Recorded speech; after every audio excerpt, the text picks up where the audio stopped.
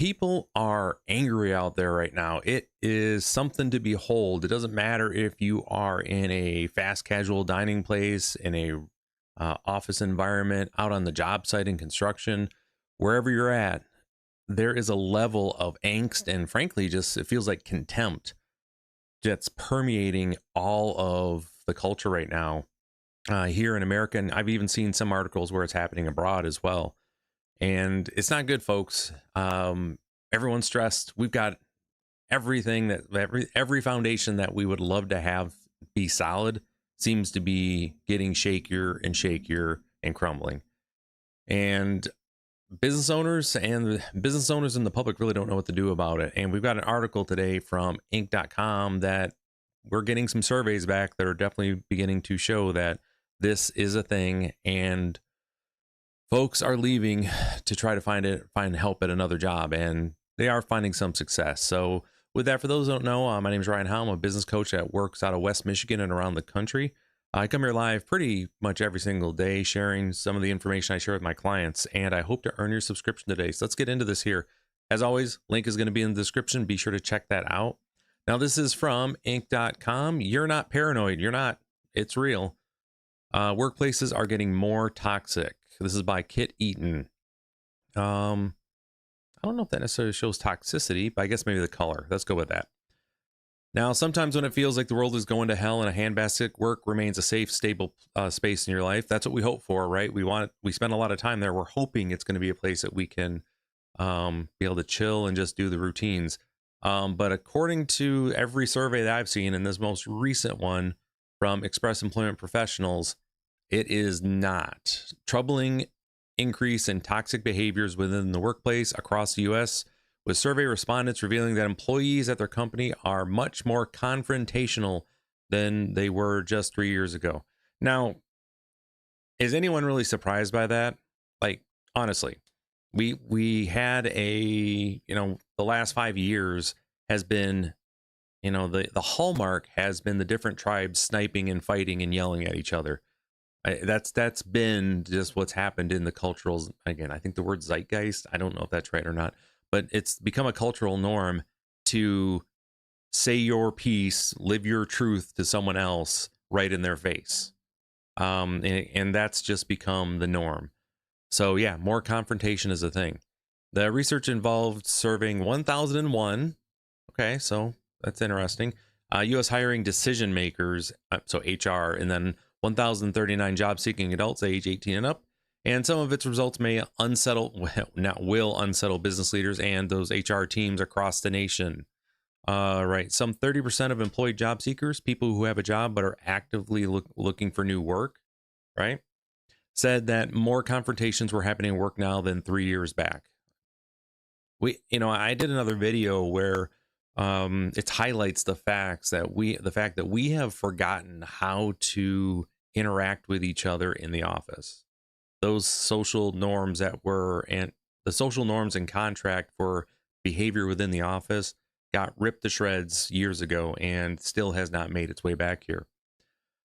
And that's a sizable share of the workforce, results skewing slightly towards male respondents. 34% felt like this compared to 23% of female job seekers. That's interesting. So the gentlemen are seeing more, they're seeing more fights and arguments happening than our female job seekers. That's interesting. But the data, they say, gets worse. Over 1 in 5 employed job seekers said they'd seen a rise in colleagues being mean to each other at work or past year. Oh, being mean. But yeah, I mean, there is a level of just snottiness to go to if we want to act like toddlers. I think we should use toddler words. People are just being snotty. They're just being awful to each other. Not everyone, but there are folks, it's their default setting. And we brought the troll mentality from online to the workplace. Here it is.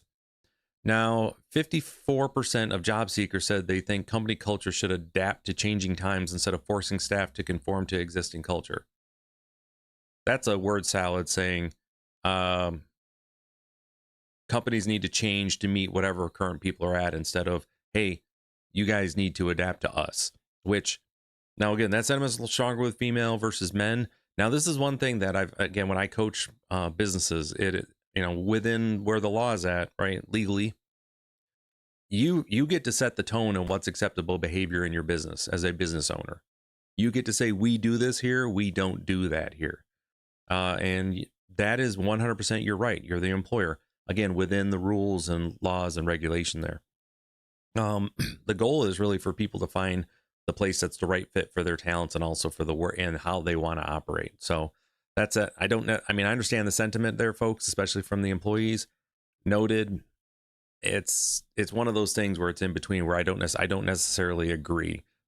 Now, with that, if the boss does and the leadership does set a bad tone and a bad place to work, and everyone's quitting or not coming to work for them, that's on them to fix that. So, I typically the turnover rate tends to shift people towards a better place to work.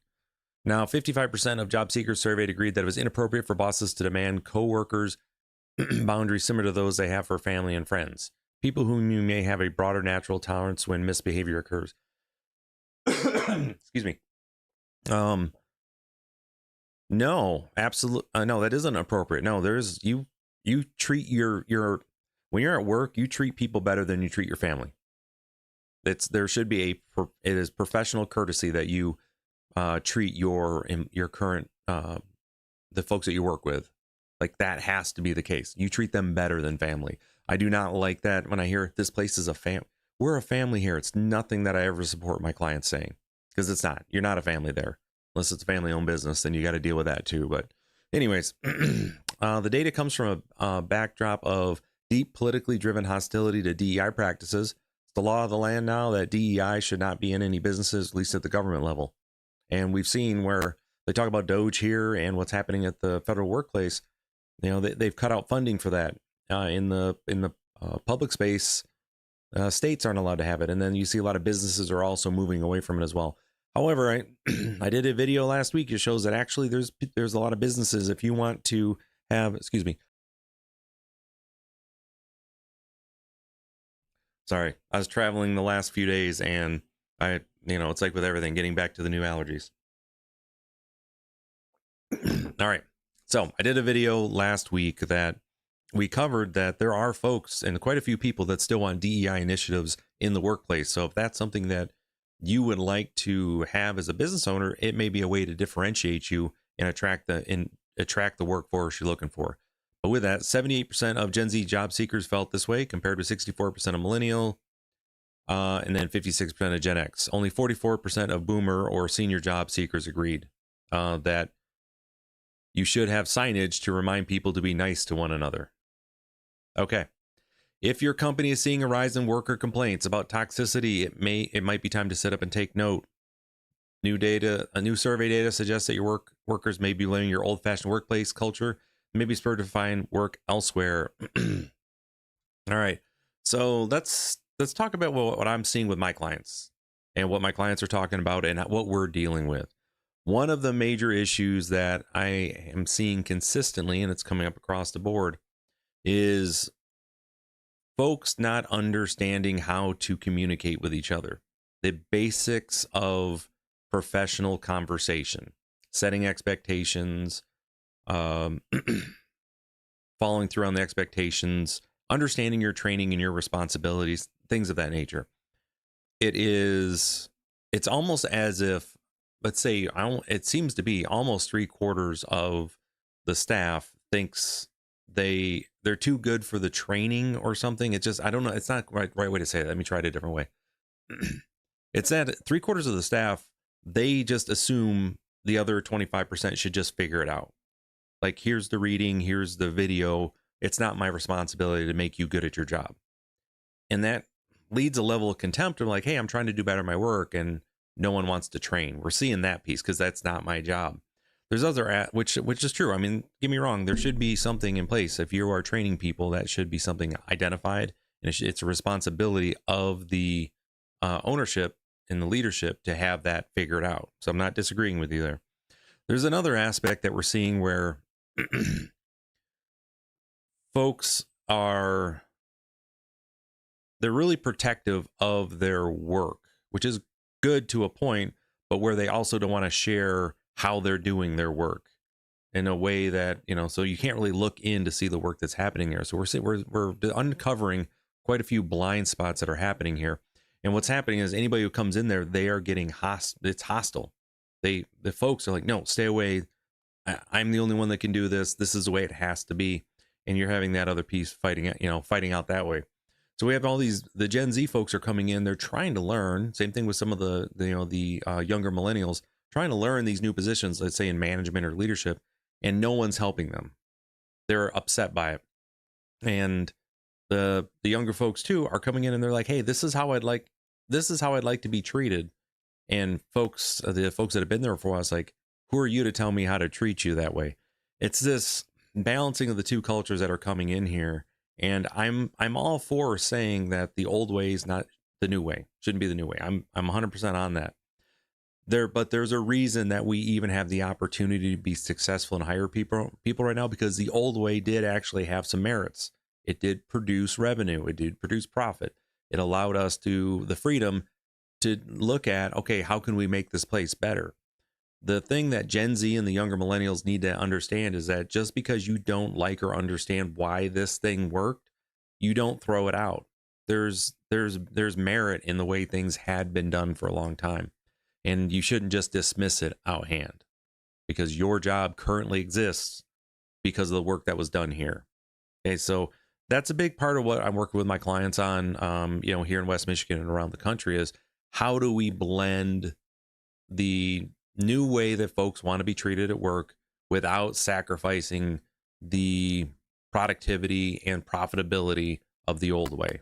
And it's going to take a while to figure out. It's going to take quite a bit to shake out, but for those business owners that I work with, we know it's going to be a long struggle to get there, but it's something worth fighting for, because we do want to we want our businesses to be the places where people do get that respite. They can come in and it's a shelter from the storm of everything else that's going on outside of work.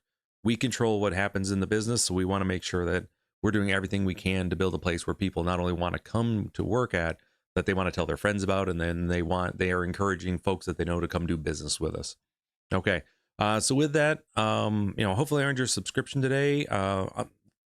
Recently, I have started working on member only streams where if you join, again, there's a link in the description there to join.